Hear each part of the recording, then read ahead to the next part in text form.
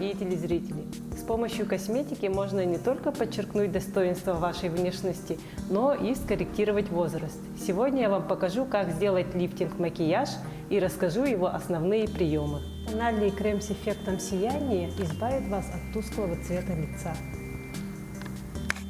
С помощью консилера с розовым подтоном можно убрать синячки под глазами. Все наши движения при нанесении макияжа направлены наверх. В этом и состоит весь секрет лифтинг-макияжа. Лифтинг – это значит подтягивание, подтяжка. Стараемся не рисовать графичные брови. В лифтинг-макияже все наши линии должны быть мягкими и плавными. Как подложку мы использовали кремовые тени золотого цвета.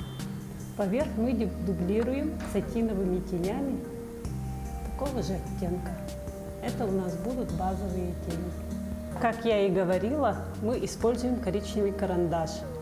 Прокрашиваем межресничное пространство. И потом обязательно нам нужно растушевать границы нашего карандаша, чтобы не было четких линий. Поверх карандаша дублируем коричневыми тенями. На внешнем уголке глаза тени растушевываем с направлением наверх. Как вы заметили, тени у нас не перламутровые и не матовые.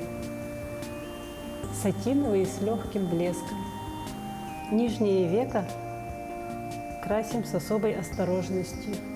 Если нанести слишком много темных теней, то это может опустить глаз. А у нас лифтинг-макияж, все у нас стремится наверх. Прокрашиваем ресницы тушью с подкручивающим эффектом. После того, как прокрасили глаза, с помощью консилера мы убираем остатки теней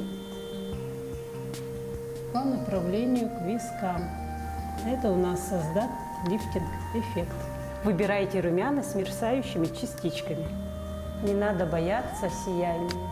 При лифтинг-макияже все средства выбираем сияющим эффектом.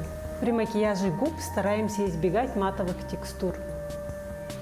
Макияж не может начисто стереть следы времени, но он может придать вам свежести и уверенности. С вами была Александра Неустроева. До новых встреч!